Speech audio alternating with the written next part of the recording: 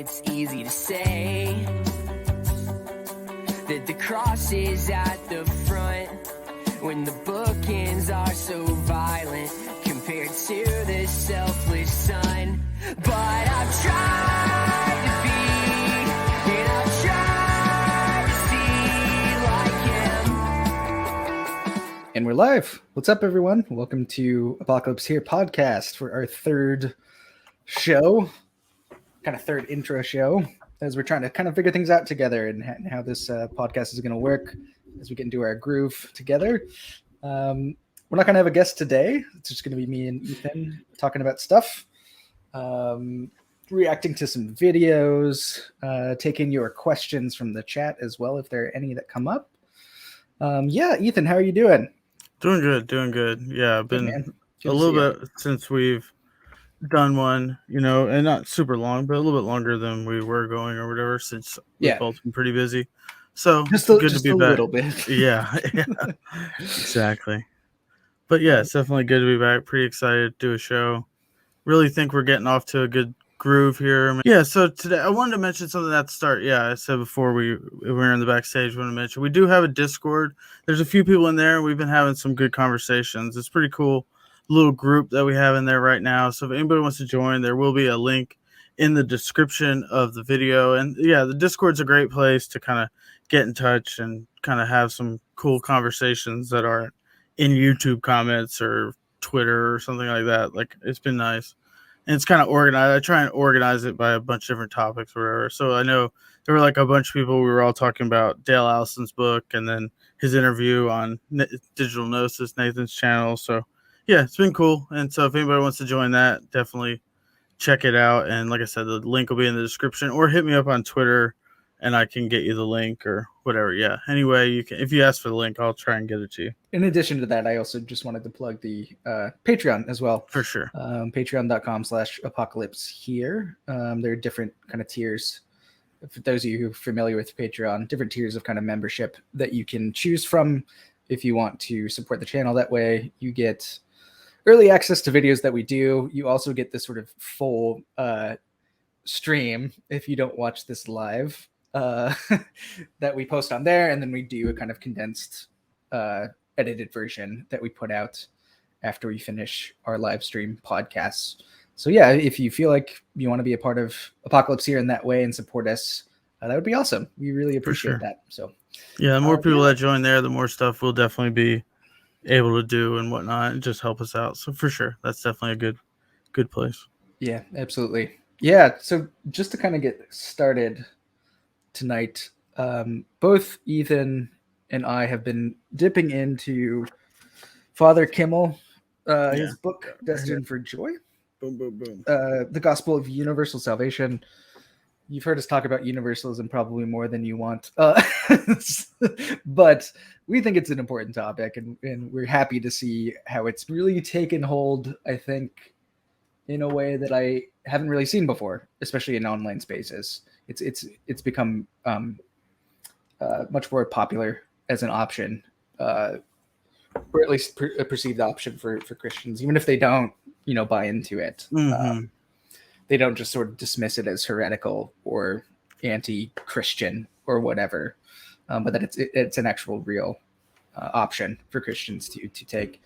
And I know you, Ethan, you're a bit ahead of me in the book, in Kimmel's book, and the topic that we were kind of talking about the other day was on Kimmel's kind of treatment of George MacDonald, and specifically MacDonald's approach to justice and mercy. So if you want to kind of get us into that discussion, that'd be great. Yeah, for sure. So like chapter 4 of his book, it's called The God of Wrath and the Father of Jesus Christ. So it's really just all about, like John already mentioned, like how do we reconcile justice and mercy? Like, are those two things kind of contradictory to each other, or are they in line with each other somehow? And how do we both understand that in regards to universalism? Because that's definitely a big thing. A lot of people will, common objection against universalism is that, it just leaves out God's justice and only focuses on his mercy. George MacDonald, I think, does a really great job. I know John turned me on to him a while back, and I read his sermon on justice, and that really cleared up so much of my thinking for sure. And I really have always liked that. So to see Father Kimmel address that so much in this chapter, I love this chapter. So yeah, so I definitely wanted to talk about it. And so I guess to kind of start us off, like, just to, like he mentions, and I think this is definitely true, that like when you bring up, like, ask people what is justice, 9 out of 10 people are gonna give you some sort of definition that aligns with retributive justice. And that's really just like, not only what I really loved about this chapter is like Kimmel and George MacDonald point out that not only like should we understand justice differently for a number of reasons, like theologically, but if we understand it as retributive, it leads to a contradiction within God. So it just like is a no-go for someone like George MacDonald. And I think that really like hit home with me for sure. Just to kind of give a little context for MacDonald too, just for people who may not know who he is. So he was a Scottish, really a writer and poet, and he was also a pastor. I don't know if he would call himself a theologian or not. I don't know. He has a lot of creative works that he's written, a lot of poetry. He's really influential on somebody who I'm sure most of you know, C.S. Lewis. Yeah, so on justice and mercy, we're kind of trained to think of justice as retribution. And by that, we basically mean that justice happens when punishment is enacted against someone who has done something wrong. That's where justice happens, right? And so as against, something like justice is when someone's rehabilitated. That's where justice happens, right? So that distinction is kind of what MacDonald is trying to make there. And that when we suggest that God's justice is fundamentally retributive, so punishment needs to happen in order for God's justice to be enacted, mercy is no longer necessary as a part of God's activity in relation to us, in relation to something we've done wrong or some kind of sin that we've colluded with. You just don't need it. So when you try to introduce mercy into that and kind of place it alongside God's retributive justice, you're going to create a kind of bifurcation in God's being at that point, right? So that's kind of the problem that MacDonald sees here, is when we try to bring these two things together and say, this is what God's like, it's just not going to work. For sure. These are irreducibly different discourses. One is about punishment is where justice happens. The other is about mercy is actually where justice happens. Being reformed, being rehabilitated, being changed, being brought back into relationship, right?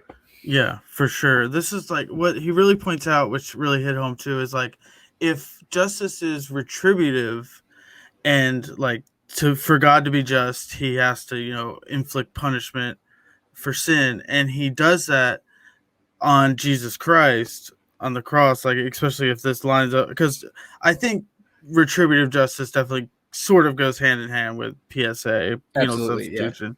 Yeah. So like the whole idea that if God's justice requires him to punish sin and he punishes that sin, but with Jesus on the cross, then that means that his justice has been met.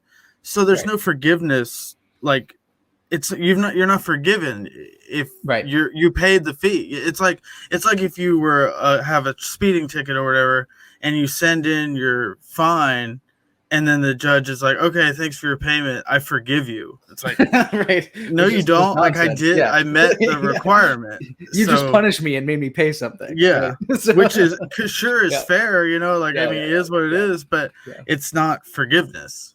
Right. And he has a really great little short paragraph on page 33 that I wanted to read. And I think it really points this out.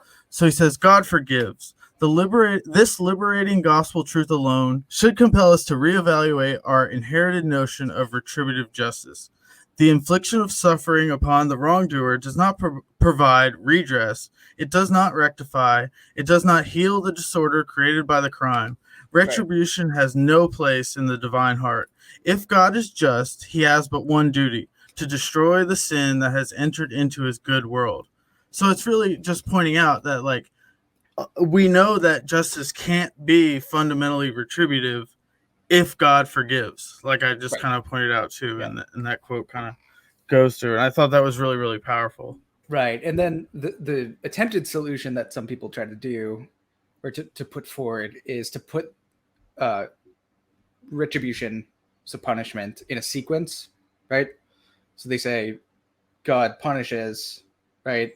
And then he's able to forgive, and or then he something. can forgive you after that. Yeah. But McDonald's point is like, why? Yeah. Why would he need to do that? Or why would he do that if his justice has been fully satisfied at that point? Forgiveness just doesn't, Yeah. that discourse just doesn't fit at that point, no matter how much we want it to. Those are different ways of speaking about how to deal with wrongdoing.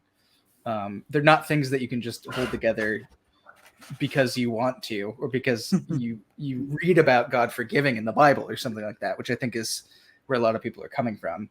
But when we think about it a bit harder, it can't be the case that God is both a retributive God and God is also a merciful, loving, compassionate, forgiving. For sure. And I think a lot of, like, as I've been reading this book, I definitely recommend this book to anybody who's interested in universalism, or like thinks that, you know, believes in universalism and wants like a fresh like, this book has been great. And it's really like, he puts forward a lot of points like this where it in my head, I think, like, it was a more speculative. I think I thought I was speculating more or something, like not as confident in my position. Do we agree that God forgives? If we do, then justice is not retributive. You know, it's like Right. a much stronger argument that I think makes total sense. So yeah, I really appreciate the way he points this out. Yeah. McDonald does this funny thing where he says, I think Kimmel quotes it, where he says, if someone says that Yeah, this is the my Bible, favorite quote of that. The Bible says that God's justice is this way, that's attributed in this way, I would say, no, it's not. It's actually not. And if it is, you actually think it is, and it's there, then that's wrong. That's you're not understanding what's going on there, which I think is a good kind of way to kind of begin to push that away. It's not fully satisfying for me, because I do think that at certain points God does seem to act. The depiction of God in certain biblical text seems to depict God acting retributively, right? But we would say, coming from the same sort of hermeneutic that McDonald and also Kimmel deploys, the hermeneutic is a hermeneutic of love and of Jesus Christ at the center. So if that's the hermeneutic, where we're coming from a place where we read scripture in the light of an unconditional, loving, merciful God, then any place, and McDonald doesn't actually go this far, any place where texts will clash with that, we can say no to that. We can actually do that because it's not lining up with the fullest revelation, the definitive revelation of who God is in Jesus. We can say, this isn't lining up. We can't bring that in. We can't. That doesn't mean we wipe away, let's say, the entire story that perhaps that depiction of God is involved in, right? We don't dismiss an entire book. We don't dismiss, an entire narrative or anything like that. But we can't really take that on board. Into our fundamental, sort of basic account of who God is. And we have warrant for that. And that warrant is the way in which God has chosen to reveal himself. Right? Exactly. Yeah, exactly. And it's like, I could just point out, but reiterate, it's like, even if, I think what's really hit me in this is like, what you just said, like, is what I totally agree with. But then on top of that, I think it's like the option to incorporate that isn't even an option, because then that leads to it just ends up being nonsense. Yeah, exactly. Then God's contradictory within himself, and then we're lost anyway. So it's not that, like, we can even, you'd have to, if you want to incorporate retributive God as being like the truth about who he is, then we're going to have to change the way we understand God forgiving. Our revelation in Jesus is a lot more solid than our understanding of some text. And Kimmel brings up how he brings up family metaphors, right? He talks about God as father or God as a parent, Mm-hmm. right? One thing that I learned from my teacher, Douglas Campbell, who is a name that many of you who watch this channel have heard, is that when we're thinking about juridical metaphors, so justice metaphors, forensic metaphors in the Bible, and they're there, and we're also thinking about familial, family, parents, people, relationships that are characterized by a certain kind of love. One of them has to call the shots, actually. And when the familial metaphors drive and inform our reading of the Bible, you can make sense of the juridical justice stuff. We're only rejecting retributive justice. There are 99 conceptions of, I mean, I'm speaking hyperbolically. There are tons of conceptions of justice, right? So we're not saying that we don't like justice. It's just that through the familial metaphors, we can control and understand. We're not controlling it. Jesus is controlling it through what he's revealed about a familial God controls that. If you go the other way around and you start with this juridical stuff and construe it fundamentally retributively, you can't make sense of the familial and you can't make sense of the merciful. You got to choose which one you're going to start with. These are irreducibly different discourses, as I mentioned. You can't just hold them together and pretend that everything's fine. The more you press into it, the more you're going to realize that it's not something that's sustainable. So, yeah. For sure. And this kind of brings up something I didn't mention before, but I think would be interesting to talk about, is that a lot of people, when you bring up this idea that like we have to make a choice like this, or where we want to start, and not necessarily like an arbitrary choice. I mean, No, this is where far from that. Yeah, exactly. I don't want it to sound like that, but okay. So I think we can say that like most Christians, like evangelicals, or like are under the assumption that this choice doesn't need to be made or whatever, right? Like that there is a way to understand scripture that's just one, through line story that doesn't disagree with itself right anywhere, so if it says whatever, you know what I mean? Like, so yeah. And when you start talking about universalism, like Twitter is like where this has happened a lot, and I've noticed.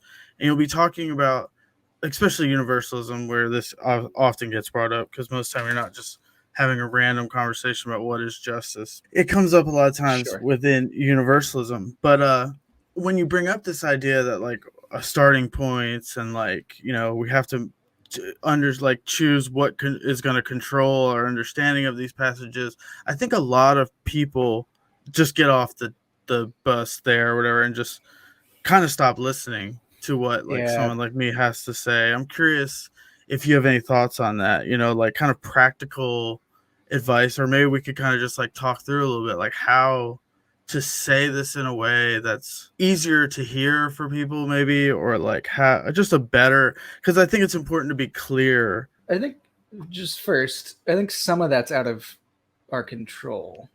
For sure.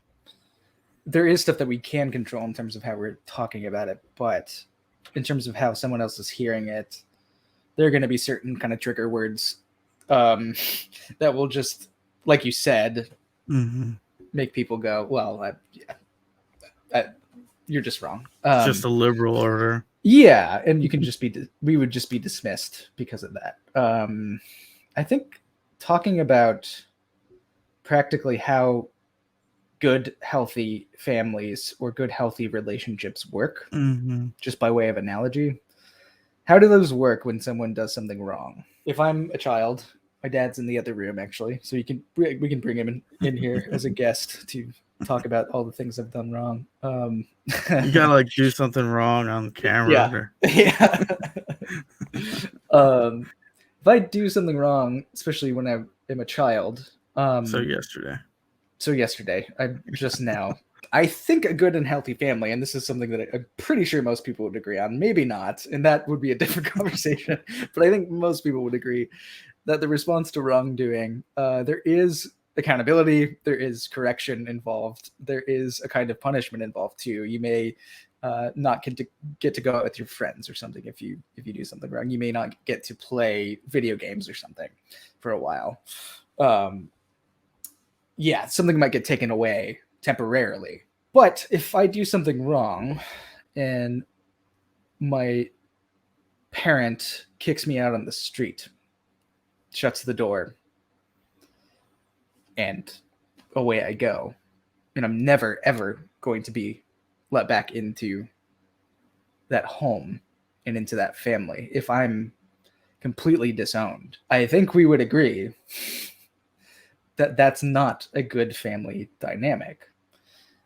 That does, however, align with a certain account of politics, especially a certain kind of justice to do with retribution, where that punishment is enacted fully and finally, and that's it.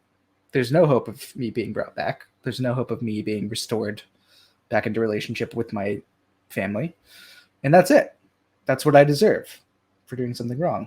If we're talking about a God revealed in Christ who is a God who created us out of love and has elected us in love, which one of those pictures sounds more accurate?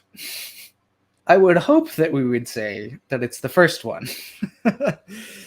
Now we could go into talking about sort of particulars of that, like how does justice actually fit into this, right? How does punishment fit into this? Correction, that sort of stuff. But I think the starting point in terms of these sorts of discussions can be potentially fruitful if we just think about what does it mean to be a good family, to be a loving family, to be in loving relationships. It doesn't have to be family metaphors either. It can be friendship, the strongest relationships that you can think of, really.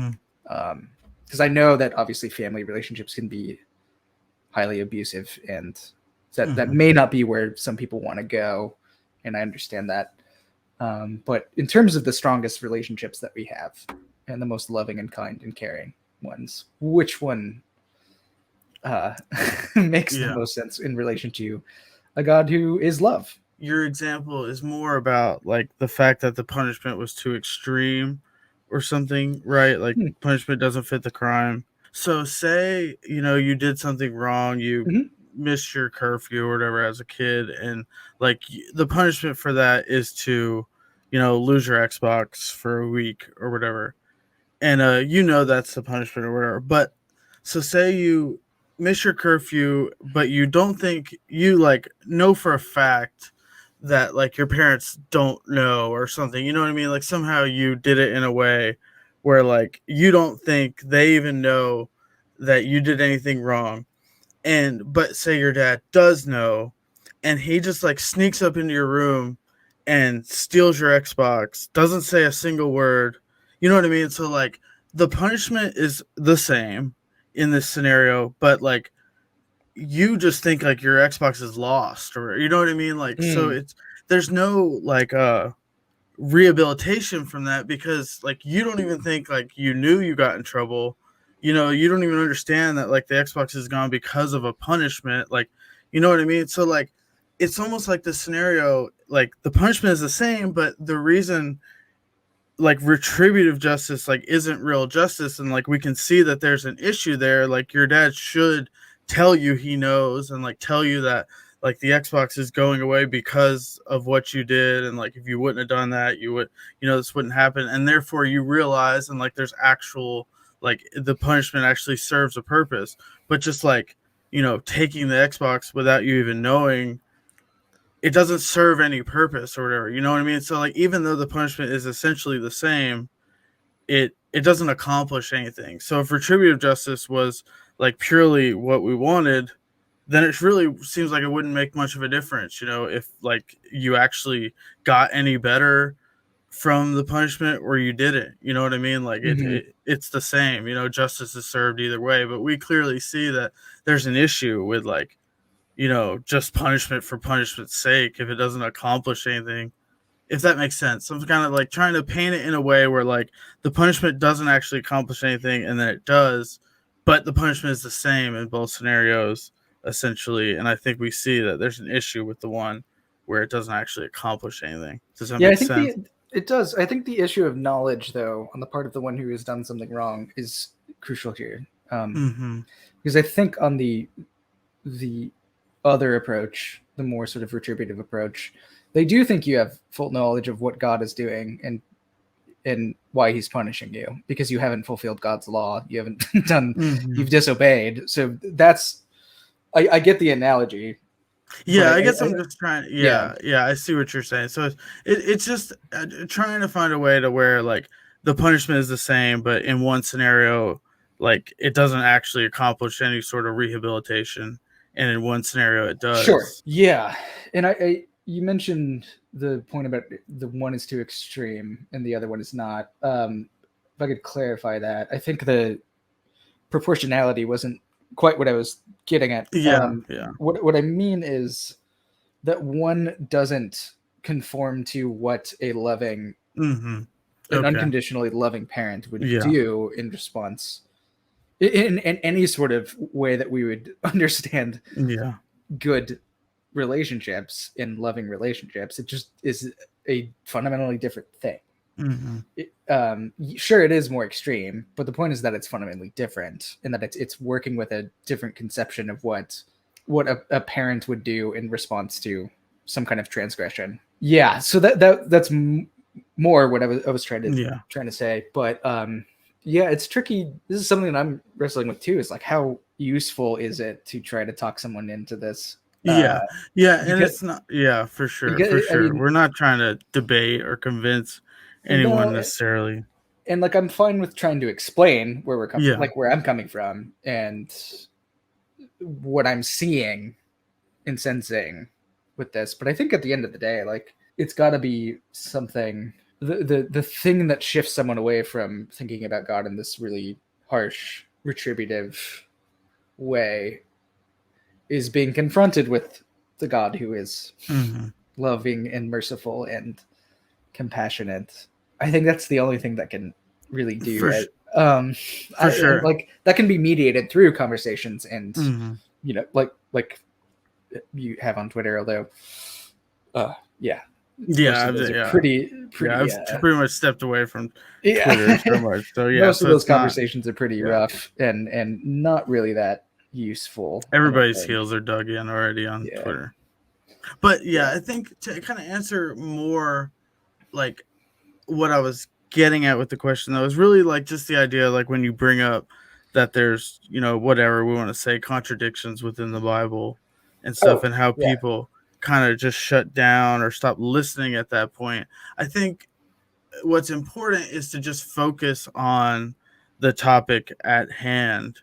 And, if someone's going to pull up one Bible passage and say, your argument is refuted, then we're just on two. So I think we just need to admit, honestly, is that like we're coming from two different perspectives. And if they're not willing to hear you, like if they are going to just, stop listening and call you a liberal and say, that's not the way I reason, then it is what it is. I think we're just honestly pretty far apart from that person at that point. Yeah, I think we can make it clear that like we're not necessarily saying that like the Bible is useless because it's full of contradictions. We're just trying to say that like there are points in the Bible that are going to disagree with other points, and we do have to like something has to be controlling our reading. Right. And so I think the important thing to point out is they're doing the same thing. Absolutely. If you really want to get down to it, if they're interested in getting down to it, I think what's important is this, like when they say, I don't do that, you're just like, if you say there's contradictions and they're willing to say there's not, and they really do want to have this kind of conversation, then I think the best way to go would be to say, we're both doing the same thing, and if you disagree, like, we can get into that, but there's no other way. There's just no other way. I mean, that's you're highlighting an important thing, which is there is a prior issue here, which is like, what is the Bible? How do we even understand what it is? I think we should do a whole show on this. For sure. I think that would be good, because that's really where the rubber meets the road for sure on these sorts of discussions. Is how we're actually approaching this text. Once someone introduces an appeal to specific Bible verses or whatever, or it claims that there's definitely no contradictions at all in the Bible, at that point it's like, okay, well, there's this other conversation that needs to be had in order to open up space for productive conversation about the issue at hand. So yeah, I think you're right. You're totally right that we're actually being very clear about how we're trying to address these things in the text. Once you say we can sort of systematize everything and there's this sort of coherent whole, and that's what you're doing, that simply can't be the case. It just can't be the case that you're actually doing that. And even bringing up like a couple of verses that are like, okay, how are you reading these together? Like a text that has to do with God annihilating people, the unrighteous. And then texts that say God delivers all people, just as one man sinned, how much more does deliverance through the one man, the person from heaven, affect all, right? To paraphrase. How does that work? And what you're going to see is that something is controlling. Something is controlling how they're handling those texts. It's not just that somebody is simply reading those together in a clean, kind of coherent way. The only way you could say you're not doing that is you'd have to say the plain reading, whatever that is, like, doesn't contradict each other. And most people aren't saying that. They're just saying that, like, taking the Bible as a whole, we can understand so they do say that, those type things, but then they act like that doesn't mean there's contradiction, or when it basically is what we're saying, right? Like, even though we might go a little bit farther and say, we just kind of say there, maybe some people aren't willing to go as far as, like you said, like, we say no to certain parts. They're just going to reinterpret them, which is essentially the same thing. I think we just would argue that, like, that reinterpretation is just unwarranted in some scenarios. But in reality, if that is, like, it's essentially the same thing. You know what I mean? Like, it definitely does matter which one is right. So that's what's at stake. Is like, you can say, making that move, you're exactly right. Making that move to say, like, you're basically doing the same thing I am in terms of how you're treating these texts, whether or not you're willing to acknowledge it at the moment. That's a good kind of way to open things up. But at some point, there has to be a discussion about, all right, who's right? Which one is actually aligning with what we know about God revealed in Christ. I guess as I think about it, so I guess, like, the key is, like, once you get to the point where we both admit, like, something is controlling how we understand something else, then we just have to have a discussion about what is that thing that's controlling, and what warrants do we have for and how do we decide and following that. Figure out what should first. We just like talk about what is controlling, and then what should be controlling. I mean, it's difficult though, and I don't want to. I definitely don't want to trivialize. I don't want to pretend like it's not, because people have a lot at stake in this. In the Bible being the inerrant, inspired in a certain way, Word of God, and that it gives you this coherent picture on its own. It delivers it to you, and it's what gives your life meaning. This particular understanding of the Bible, it's hard to loosen one's grip on that. What I also don't want to communicate is that I or you or anyone else who thinks like us have everything completely right. Definitely. Because we change our minds quite a bit on things. But yeah, I just want to acknowledge clearly that I don't want to trivialize this. I know that people have a lot at stake, and that's important to recognize. Yeah, for sure. Do you want to watch some clips? Sure. And while he's doing that, everyone that's watching this, see, while you're waiting, perfect chance to go over to Patreon and give us at least $500 a month. But yeah, at least. At least, yeah. Notice what he said. In all reality, just watching our streams and stuff is definitely encouraging, and we really appreciate everybody who's been watching. Commenting helps, and giving it a thumbs up, things along those lines. But just really watching and enjoying the content is what really happy that people are doing. It seems like they are. So okay, let me just I didn't even set this up. Brian Zond, he's a pastor, really influential in popular pastor. He's written quite a bit of books. He's in this video, he's talking about the question of whether or not God's victory over specifically evil, sin, all that bad stuff, that stuff, requires violence on the part of God, or if there can be a sort of non-violent way of talking about it. Because what we've been, just to connect it to what we've been talking about, to do with kind of mercy, correction, restoration, bringing people back in. Is there violence involved in something to do with that? How that's accomplished? And often the thing that comes up in that conversation is, of course, the cross. What is that doing there? How do we make sense of that?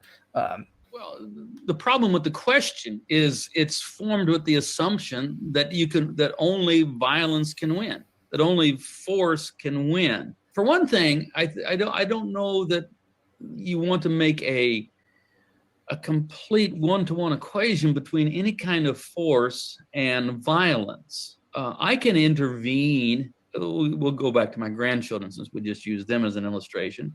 I can intervene in their life with force that is not violent. Right? I mean, I can just pick them up and say, okay, you're going to be here for a while now. And that's not violence, but it is force. But then that even raises the question, does God ever use force? Well, I don't know, but I do confess that God is omnipotent. I know that's kind of like out of vogue these days. that we're more comfortable with kind of a hapless God who's well-intended, but can't intervene. They'll say, I no longer believe in an interventionist God. What good is a non-interventionist God? You might as well be like, an 18th century deist. God is the absent clockmaker or something like that. No, I think God can and does intervene all the time, not as we would like, because we're not God. How do we know that? Because we're told through the apparatus of revelation given unto us, we're told that in the end, God prevails. That apokatastasis is our eschatological hope. That is the universal restoration of all things. I believe the 13th revelation of divine love given to Julian of Norwich. All shall be well, and all shall be well, and all manner of things shall be well. How do we know? I think it like we know that Christ is risen from the dead. It's just part of the Christian revelation. How God does so without violence, I don't know that I know. I'm convinced that that's the case.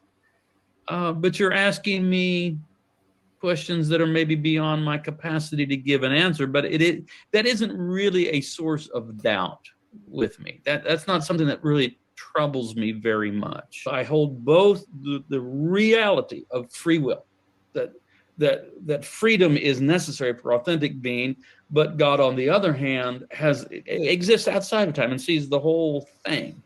And so that's a great source of my faith and in fact, comfort that all shall be well, and all shall be well, and all manner of things shall be well. Apokatastasis. Yeah, some thoughts on that. What do you think? Yeah, so I think like something that came to my mind is that like we know God can accomplish things without violence, and like I think of like, for example, someone becoming a Christian.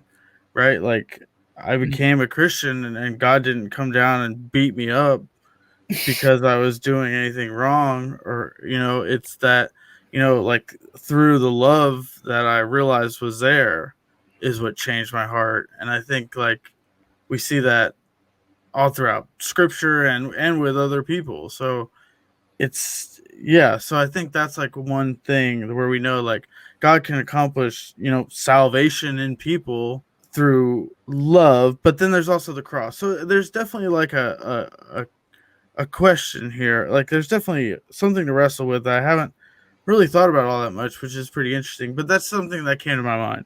I know that Brian Zond is not willing to sort of commit to saying, does God accomplish apokatastasis, so the restoration, ton pantan of all things, through violence, right? He's not really sure. I think we can be a bit more confident about that and say that I think it's fairly clear that God doesn't inflict violence. I think he's right about the point about coercion. I don't think he used that language. I think he used force, but I think coercion is probably better. The distinction between coercion and violence. Violence is coercive. Coercion is not necessarily violence, is how I would put it. There are coercive things, like he said, which is like, if to use a slightly different example, if your child is running toward a rushing river, you running and pulling your child out is coercion. It's not violence, and in fact, it's the appropriate thing to do at that point. So in that sense, it seems clear that violence is not involved in terms of how God actually draws us back, if we stick with those kinds of analogies. Now, in terms of the cross, there is violence involved, but it's not God inflicting violence. It's not God using violence. It's actually us using violence on God, right? That's the difference. There is violence there on the cross, but we're the ones doing it, which should be kind of a wake-up call, I think. Yeah, so that would be to kind of shift away from certain conceptions of what the cross is doing. So that's a different way of talking about it than something like penal substitution. The violence involved in the cross is from contextually political powers, but more kind of broadly theologically. Like, the point is that we're doing this. It calls into question our violence, because what happens is the victory on the cross subverts what we expect of how God is victorious, right? The common understanding would be that the Messiah would arrive and unleash his victory in a way that is specifically pretty violent.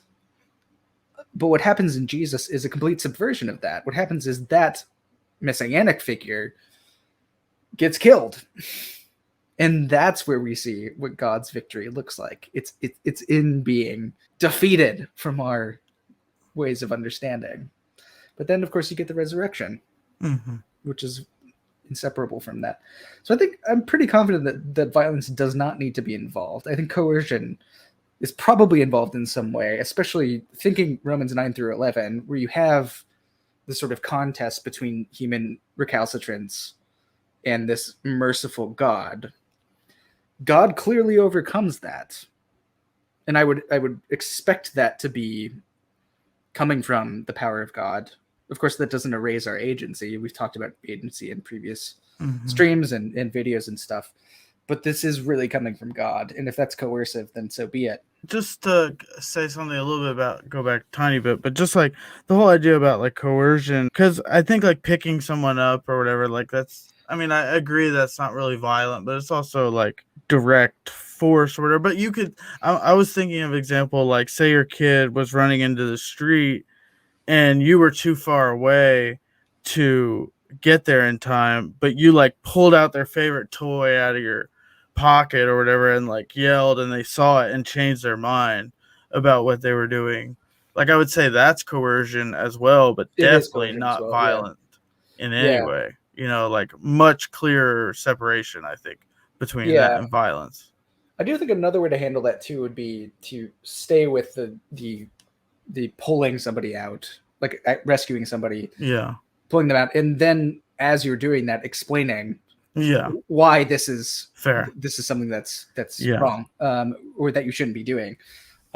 Those two things can be compatible. Like they kind of, that can be a sort of corrective moment as well. Dillinger also asked a great question, but about a personal God who intervenes. I guess my main problem would be being envious of those who claim having this epistemic advantage of hearing God, feeling God, knowing God, etc.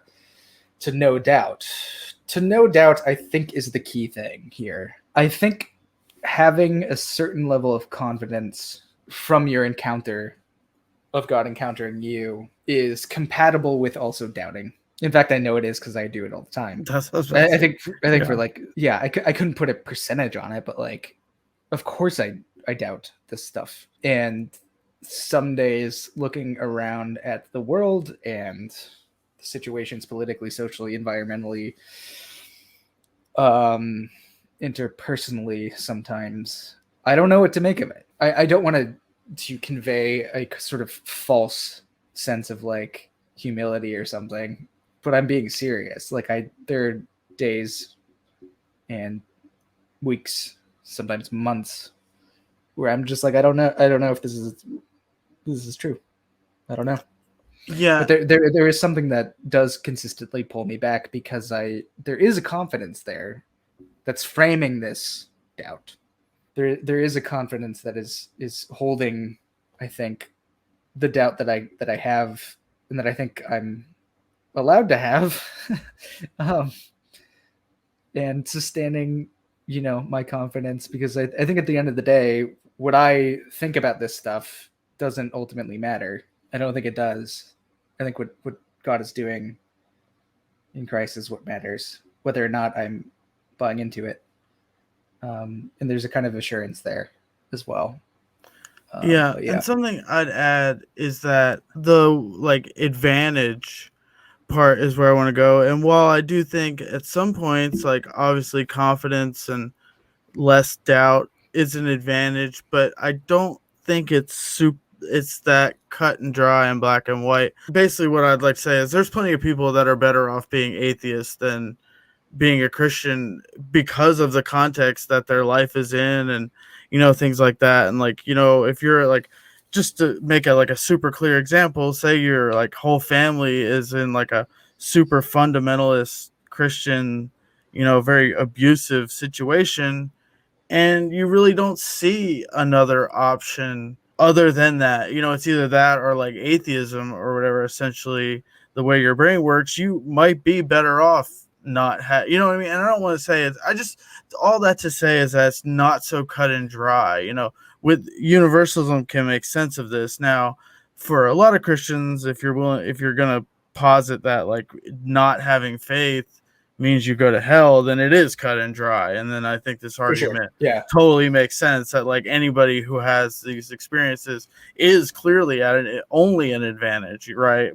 So I think this argument like doesn't even rely on the part to no doubt. Like I think what you were saying, to no doubt, sure, like that's an awesome thing.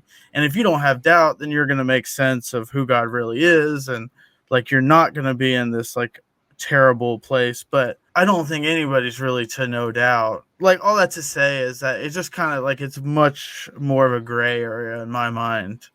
Sure. So I don't think it's like, but I still think the question holds weight for sure. And I think it's definitely something I wrestle with, like why even under like, it almost seems like I do understand when people bring up like the thought that like, it almost seems like the only way God's fair is like everybody gets the same revelation. But then I guess that just doesn't make any sense because like our world is just so complicated and so gray, and I think there's a lot at play, and like when people, I just think it's very complicated. So I guess that's kind of where my mind goes with a question like this, is that it's really like I understand where it's coming from, but then I think if you really drill down, you realize like how complicated and confusing, and it's very hard to necessarily say who's at the advantage in every situation or something like that. Yeah, I think one thing to say real quick is like what I hope this isn't indicating is a certain superiority to say that revelation is something that we're relying on. I hope it doesn't, and I understand how it could. Dillinger, you got me all in my feelings. So, yeah, I know exactly, and it just kind of comes down to like certain things like this. Like you can speak generally, but then like is where for me it really comes down to like. And I know this came up in my stream on bread of life, when people start asking like, and this isn't what Dillinger's doing here, is like asking a super personal question, but if you want to get like a super, specific example with an actual person, then the only way to answer that is to actually like know that person, Sure. be in relationship and understand a lot of the context and things along those lines. It's not Right. going to be obvious, that like, For sure. Yeah. shoot, Thanks, there are Dillinger. plenty of people on Twitter and YouTube I've interacted with that are Christians that I wish they had a little less. I think they'd be a better advantage if they had a little more doubt. Speaking of which, let's do the next video real quick. If you haven't seen our video on Calvin, I think that's one that's doing really well. And that's just to kind of just segue into this next video, but just to make a plug. We're definitely really happy with that one, and it did pretty well. So if you haven't seen that one, I would recommend checking that one out. This will be sort of self-explanatory, and it'll also clearly connect to like doubts and stuff as well. Nice. This is David Bentley Hart. David, you believe in God and argue for God's existence. Part of that is attacking those who would deny God's existence, atheists. So when you hear atheistic arguments, what are your reactions to them? It depends on how good they are. In recent years, we've seen a little cottage industry spring up in marketing very bad arguments for atheism. So then my reaction is ill-concealed scorn. All right. So let's just differentiate. Let's start with the bad arguments. What are some of those? I mean, the sort of arguments you say you would find in Richard Dawkins, in which he clearly misunderstands claims about ontological contingency and thinks you can conjure them away by having a sufficiently comprehensive cosmology, or that when he says something like, evolution answers the question of existence. That's actually something he says. I mean, you realize there that you're dealing with category errors so profound that they verge on the infinite. Those are bad arguments. My list of fine atheist philosophers in the 20th century is a small one. Mackey would probably be it, really, but Sobel, that would be in the English-speaking world. I think there was a greater age of atheism in the 19th century, profounder arguments simply because they were based on a deeper knowledge of what they were attacking. Nietzsche understood Christianity. Not every aspect of it. I mean, he had a distinctly Protestant view of it generally. But his attacks were an attack directly on the ethos and the self-understanding of Christianity. On the whole, though, I think the only really solvent atheist argument isn't one from modal logic or from any of the sort of questions that are typically classified in philosophy of religion as being about the existence of God. I think it's the argument from evil. That's the one that I don't think can be shown to be internally incoherent. We exist in a world of monstrous evil and monstrous suffering, and the theist traditions, as one, tell us that behind all this is a God of infinite justice, mercy, love, and intellect. There seems to be such an implausible contrast between experience and that claim that if nothing else, even if logically that doesn't do away with the notion of an absolute, it certainly seems to do away or could do away potentially with vast regions of the typical theistic picture of God. And in that, the argument from evil, which is the atheistic argument, it would be both naturalistic evil, which is non-sin, if you will, with earthquakes. Or but when tsunamis. A child dies of cancer, right, or if you go back further, animal suffering during hundreds of billions of years of evolution, it was a continuous pain and suffering for animals, and so you have to deal with both of those. How do you deal with that? Generally, I try to avoid it, but that shows it's a good argument if you're trying to avoid it. Well, you see, as I say, it succeeds not at the level of the logic of ontology, say, but it definitely succeeds at the level of devotion and moral theology. All traditions start from the assumption that there's something broken something has gone wrong in creation and its relation to God that has either a moral or a spiritual root. I mean, I'm no patience for fundamentalists, so obviously I don't believe that 6,000 years ago there was a specific transgression involving a snake. But I do believe that and the other legends of the fall, which are sort of a universal human type of story, do touch upon a sense that the reality we experience in all of its dimensions, even in those that in terms of cosmic history preceded the human, have to do with an original alienation from God, the nature of which is impossible to understand except in light of its negation, which would be reconciliation with God.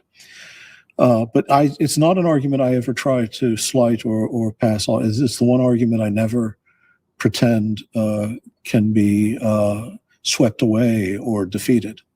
And it's the one for which I hold the greatest respect, and the one that I find intermittently convincing myself.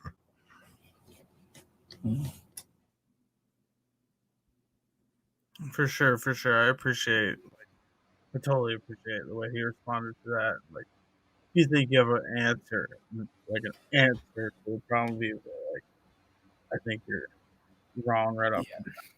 Like, I just Yeah. don't. There's a answer, you know. Like, No, there's no way to answer it. Yeah. No. And if that's a hang up for some people, then that's a hang up, you know? And like Hart said, like, that's kind of what's persuasive for me on some days, to be quite honest. But sometimes it's not. It just depends. Yeah. I think Christians need to be able to leave room for kind of the flux and the sort of oscillation of life and being a human being, and saying that that's okay, and that God is not going to be offended. God is not going to be angry at you. God is not going to abandon you for doing that. For sure. That you're already always secure in God, even when doubts and even when rejection happens, even when you reject something. So. Yeah, but there actually is something I've thought about in regards to like the whole problem of evil conversations, and I don't even really like saying it that way. Like, it's this clear like thing or whatever, but I think it gets the point across. And I think so. My thinking here came specifically from like the whole animal suffering thing, and like how people want to bring up millions of years of all these animals suffering. And I haven't really said this before. Like, it's just something I've thought about, so it's going to be a little difficult to, communicate exactly my thinking here. But like, while I do agree that like the millions of years, like that's a lot of bad stuff that happened or whatever, but it's not that there was like one animal that experienced all those things. I know that's not what people are saying, but I think that's important to recognize that like it's not one. Like, I think so basically my thinking here kind of goes along the lines of like that as a whole is a thing, but we all only experience the world from only our perspective as like a one. So I think like, while I don't know, so it's like an animal is only going to experience, there's never been one animal that experienced millions of years of evolutionary suffering or whatever, but there is a whole, so I don't know, I'm trying to exactly say what I'm getting at. So I don't know if like we should even necessarily talk about like these millions of years as a thing. You know what I mean? Like, does that make sense? It does. I think possibly what you're getting at, and you can correct me if I'm off, is that the whole is the cosmos. There's something that's gone wrong with the whole, and that's the issue. It's not just simply with a single person or a single animal that's sort of representing the whole of the thing, or a whole of a species or whatever. The issue with, for me, at least for me, with evil is that something has gone wrong with the cosmos, and we're a part of that, and animals are a part of that. Other Yeah. living things are a part of that. I guess to make it actually more clear now that like I took a second to like, I don't think that like the suffering of one animal is, and then like the millions of years is not, it's not fair to say that like, whatever, just say a million animals. It's not fair to say like the suffering of a million animals is the same amount bad. You know what I mean? Like, it's very hard to like use like empirical terms for these things, but like, you know, there's like, it's one animal times a million. It's not like that, you know. You can't just like add it up in that way, is kind of what I'm getting at. It's still only like each individual animal. There's never anything that actually experienced all those things added together, so it's not fair to like you use that in an argument. As I don't think that's like a thing we can hold on to, that's like millions of years of all these millions of animals. It's really only ever been each animal individually, but the whole is like redeemed as a whole. I don't know. It's almost like this idea that like this individuation as well as this like continuity is something that I think is like how I reconcile this in a way in my head. I can't really get it out exactly where I'm getting at, but it's like God can reconcile it as a whole, and that does make sense because in the end, like, I think we'll have the full picture. But right now, when evil still is like taking place, we're only experiencing the world as like a one. And maybe I'm way off. Of course, somewhere. No, I but get what you mean. I do, and I think this is where universalism is helpful, not as an answer, but as a way of sort of saying this is where our hope is. This is where our trust is in this God revealed in Christ, who is reconciling, and has purpose to do this before even these millions of animals existed, right? That's been the case. That's where I would plant my flag, and I know you would too, is in the solution. Right? And as Hart alluded to, we don't really understand this problem until we get to the reconciliation stuff. It's only in the light of that we really understand what's going on. From the level of experience, like he was saying, I get it. I get the point of like how how could a all-loving God be involved in this?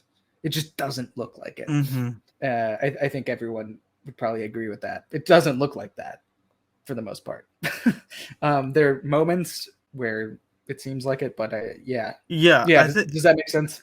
For sure. And I think like to kind of last point on what I think, like that's what I'm trying to explain is like how I can be comfortable holding these things in tension. That like for an individual, there could be gratuitous evil, but like as a whole, I think it can all be made right. And I think the reason why that doesn't make sense to us now is because we don't see the whole. But I think in the end, like we'll be able to understand innocent enough or something. I'm not exactly sure. I'm not saying like we're gonna become pantheism or whatever, but like I just think in the end like we'll understand the full picture and it will all make sense. But it doesn't make sense now because we only understand from our individual perspectives. Yeah, but even then, remember that what it means to be a being, whether it be a human being or any other animal being, ontologically is to be in relationship. Like obviously we experience things. Yeah. And that's why I'm not that's why I was trying to like delineate that. I'm not saying like we become the whole, but I think we can understand the big picture. Yeah. Even though it's only in the light of that we understand like that's kind of what I'm getting.